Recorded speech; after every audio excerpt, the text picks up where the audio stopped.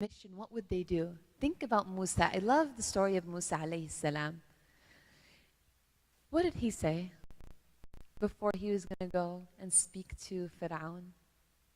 He said, Rabbi, he made dua, oh my Lord, Rabbi shrah li sadri wa yassir li amri wa hlul 'uqdatan min lisani yafqahu qawli. Ask Allah subhanahu wa ta'ala to give you the ability to speak properly, to give you the best words, so that that person understands what you're saying. Because a lot of times we say things, but the person does not understand them the way that we intended them to correct. So make dua. And even with the story of Musa alayhi salam, what did he do? What did he ask Allah for? Anyone? He asked Allah, he's like, Ya Allah, you know, I'm not that great at speaking, but my brother Harun, he is. So Ya Allah, let Harun come with me so that I can be effective when I'm speaking to Fir'aun. So that all ties into wisdom, knowing what to say, how to say it, when to say it. And if you need assistance, asking for that assistance and seeking help from Allah subhanahu wa ta'ala. And last but not least, patience. Lots and lots of patience. You know, it's so important to have patience because we are in a generation where everything is really quick, right? We're that microwave generation. We want results fast and now. And that's not always the case. And there will always be some type of injustice, and there will always be room for enjoining good and forbidding evil. This is not just something that's in our lifetime. This is something that will last until the day of judgment. So we need lots of patience. And you know, Luqman, when he spoke to his son, and he told him to make amr bil ma'roof and nahi an al munkar, he said to him, and have a lot of patience. So patience is something that is so important. And it's also important to remind yourself why you're doing this. That gives you patience, that you're doing this for Allah subhanahu wa ta'ala. And you remind yourself of the prophets. Imagine Nuh alayhi salam calling his people for 900 plus years. Right? Imagine the patience of the Prophet sallallahu alaihi wasallam with his people. So many injustices that happened, and what did he do? He was patient, right? So patience is our key number 7.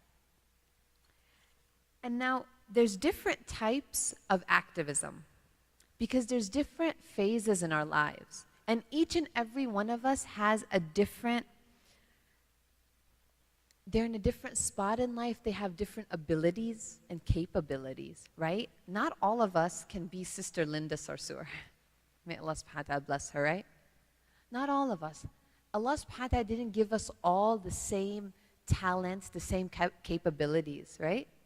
Each and every one of us, we have our own capabilities and our own talents. And the beautiful thing about this is that Allah subhanahu wa ta'ala asks you to do what you can do, not what someone else can do. And I wanted to talk a little bit about the 4 greatest women. We all know that hadith, right? Where the Prophet ﷺ said, the greatest women are 4. These are the women who they've perfected their faith most. And who are they? They're Asiya, the wife of Fir'aun. Maryam, the mother of Isa alayhi salam. Khadija, the wife of the Prophet sallallahu alaihi wasallam, and Fatima, the daughter of the Prophet sallallahu alaihi wasallam. Now, when we look at Asiya, may Allah subhanahu wa ta'ala be pleased with her, she was an activist in her home, was she not? She stood up to the greatest tyrant, Fir'aun, and because of that, she was tortured and killed. She made great sacrifices. She did that by doing what? by speaking up against Fir'aun. Now, when we think of Maryam raised as a single parent Isa alayhi salam, who is a prophet who came and was changing the norms of the people and was calling for justice. And he was forbidding evil and he was enjoining good. So if you're by yourself, your role model to raise your children to be these upright activists is what? Is Maryam. And if you're alone and you don't have children, it's Asiya, right? And let's say you can't do either of those. Then your role model is Khadija radiallahu anha. Khadija, she supported her husband so that he can do this work. So maybe you can't do this work, but you can support someone who can. It doesn't necessarily have to be your spouse. It can be an organization, right? Just your support for that organization. When they do these things, inshallah, you get that reward. And last but not least, Fatima radiallahu anha, who raised Al-Hasan and Al-Hussein, who, even though, she spent a lot of her time at home with her family, she raised the next generation. She raised those who were able to make these changes. So nothing that we do is insignificant. And Allah subhanahu wa ta'ala does not give us more than we can bear. And in closing, there's many forms of activism. There's maybe you can write. And maybe for you, you can write blog posts. You can write on Facebook. You can send emails, right? You can send emails to people who are in higher authority. You can write online. Maybe you're not so much of a speaker. You can't really go to these protests and you don't have that, that talent of speaking, but you have that talent of writing. So you use that talent. And maybe you have that talent of speaking. So you go to these demonstrations, you go to these meetings and you speak out. And maybe you don't have either, but you have really good organizational skills. So you organize a rally or you organize a town hall meeting. And maybe you don't have any of these, but you know what? MashaAllah, you have a connection with Allah subhanahu wa ta'ala and you can sit and make dua and you can cry. So you sit and you make dua. Right? So each and every one of us can do something for this ummah. We can do something for this world. We can make a difference. Right?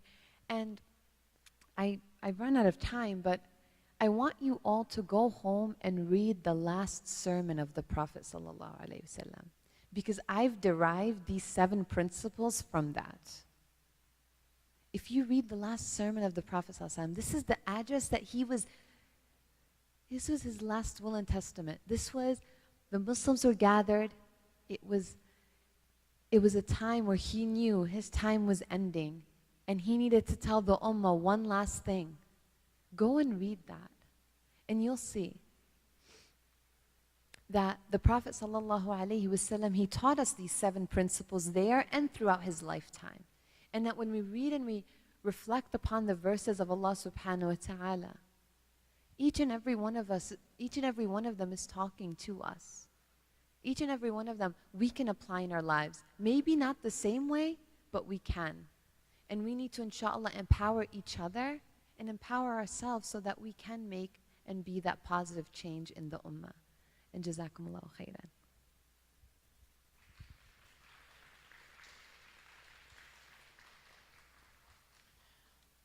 Assalamu alaikum. Thank you so much, Dunya, for this enlightening presentation and amazing tips for us to really implement the sunnah of the Prophet sallallahu alaihi wasallam. I would like to open it up, because of the short time frame we have Sister Dunya for, I would like to open it up to questions.